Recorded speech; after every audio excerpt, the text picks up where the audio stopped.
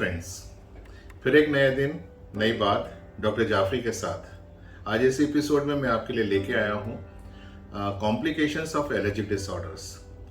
मैं doctor AZ Jafri, Indore chest and allergy centre Indore से।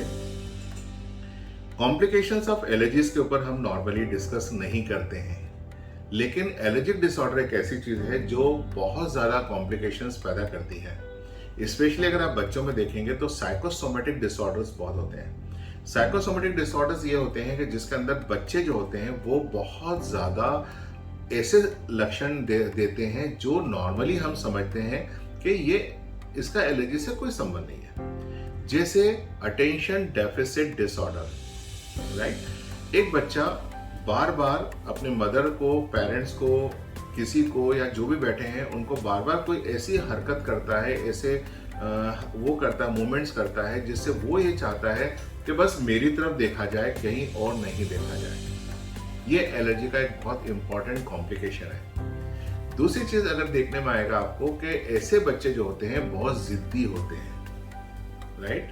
Third चीज जो आपको देखने को मिलती है कि इनमें इरिटेशन बहुत होता है, बहुत छोटी छोटी बात है। इवन एडल्ट्स के अंदर इरिटेबिलिटी बहुत कॉमन होती है। थर्ड चीज जो होती है वो है पेशेंस की कमी। Allergic patient are impatient, right. उनमें पेशेंस बिल्कुल भी नहीं होता। एलर्जी वाले व्यक्ति को सब्र नहीं होता है, उसको हर काम जल्दबाजी में चाहिए, तत्काल चाहिए, फौरन चाहिए।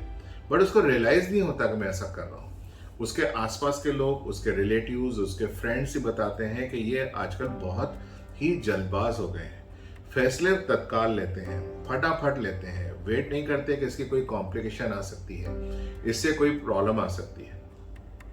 इरिटेशन बहुत ज्यादा होने से गुस्सा भी बहुत जल्दी आता है, और गुस्सा जो आता है क्षणिक होता है, लेकिन मतलब क्षणिक मतलब कुछ सेकंड्स का, कुछ मिनट्स का, लेकिन बहुत ज्यादा आता है। इनका गुस्सा ऐसा होता है कि बस सामने वाले का बिल्कुल बुरा हाल कर दो, इतना बुरा होता है। लेकिन थोड़ी देर बाद ये रियलाइज भी करते हैं कि हमने बहुत गुस्सा कर दिया और सेटल भी हो जाते हैं। तो एलर्जिक जो लोग होते हैं, they are not good friends, they are not good bosses. Allergy की वजह से इनके फैसले बहुत क्षणिक होते हैं और वो कई बार लॉन्ग टर्म में इनको उसकी कॉम्प्लिकेशन भुगतना पड़ती है। एलर्जी के कारण कभी कभी पेशेंट जो होते हैं ऐसा कर जाते हैं कि उनको जीवन भर उसका पश्चाताप करना पड़ता है, कई बार कानून व्यवस्था हाथ में ले लेते हैं। तो ये चीजें जो होती हैं एलर्जी के कारण होती हैं, जो पेशेंट नॉर्मली रियलाइज नहीं करते हैं। जब कोई बच्चे हैं जो पढ़ाई कर रहे हैं और पढ़ने वाले बच्चे का मन बार बार उचटता है पढ़ाई के अंदर, वो फोकस नहीं कर पाता, डिस्ट्रैक्शन होता है। Distraction is the commonest thing जो एलर्जिक लोगों में मिलती है। ये टीवी पे देखेंगे तो एक प्रोग्राम सुकून से नहीं देखेंगे, वो उनका मोबाइल पे उनका हाथ चलता रहेगा, रिमोट पे हाथ चलता रहेगा, चैनल्स बदलती रहेंगी। कोई भी एक प्रोग्राम को सुकून से, गाने को, किसी क्लिप को पूरा नहीं देखेंगे, बिल्कुल तत्काल बार बार वो इसको चेंज करते चले जाते हैं। इरिटेशन, चिड़चिड़ापन एक ऐसी चीज होती है जिसकी वजह से बंदा रियलाइज नहीं करता, उससे धीरे धीरे उसके फ्रेंड्स, उसके कलीग्स, उसके रिलेटिव्स धीरे धीरे दूर होने लगते हैं, क्योंकि उनको लगता है कि ये बंदा अनप्रेडिक्टिव है, ये अगला फैसला क्या लेगा या क्या बोल जाएगा इसका भरोसा नहीं है। हस्बैंड वाइफ के रिलेशनशिप में कॉन्फ्लिक्ट हो जाता है, भाई बहन के इसमें सिबलिंग राइवलरी के साथ साथ ये प्रॉब्लम हो जाती है।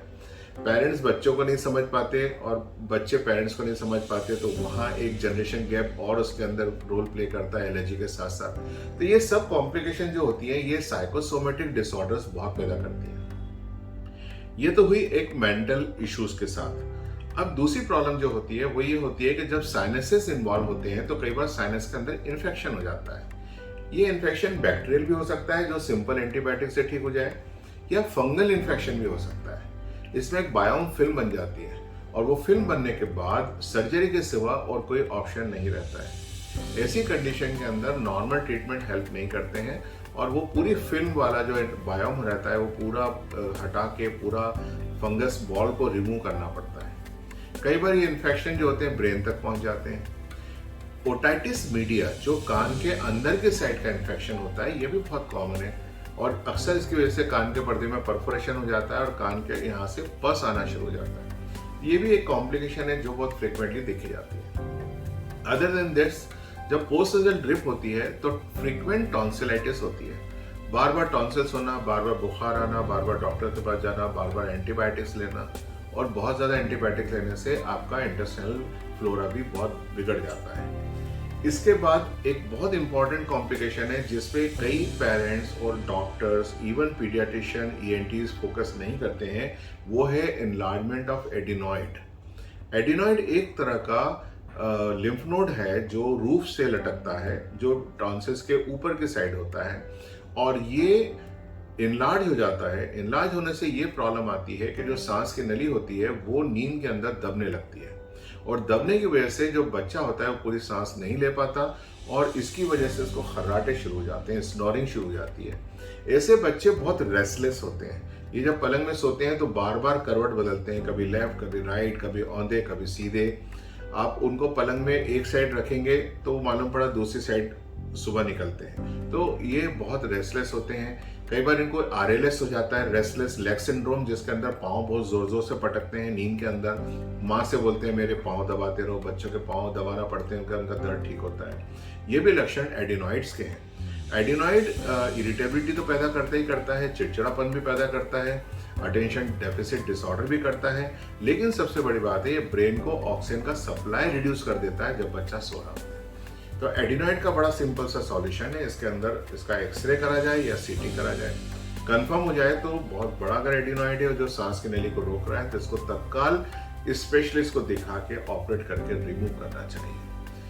और इसके सिवा अगर हम बात करें इसकी एलर्जीज की, तो एलर्जी का जो और साइड इफेक्ट है उसके अंदर है जैसे इंटेस्टाइनल एलर्जी। इंटेस्टाइनल एलर्जी के अंदर लूज मोशंस हो जाना, पेट फूल जाना, पेट में गुड़गुड़ होना, किसी पर्टिकुलर फूड के बाद एसिडिटी होना,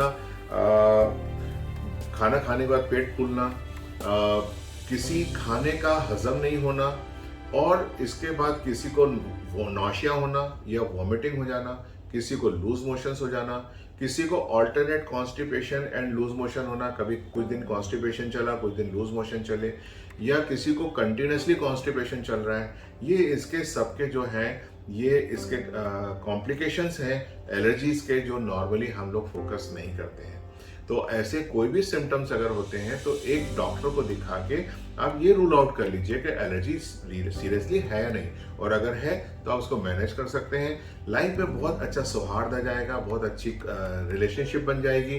बच्चे हैं तो एक अच्छे नागरिक बन के बड़े होंगे, और फैमिली है तो बहुत अच्छा रिलेशनशिप रहेगी, आपस में डिस्प्यूट्स नहीं होंगे, और एक बहुत अच्छी लाइफ हम दे सकते हैं, एक बहुत अच्छा भारत बना सकते हैं जो एक अच्छे समझने वाले लोगों का भारत हो। Thank you so much.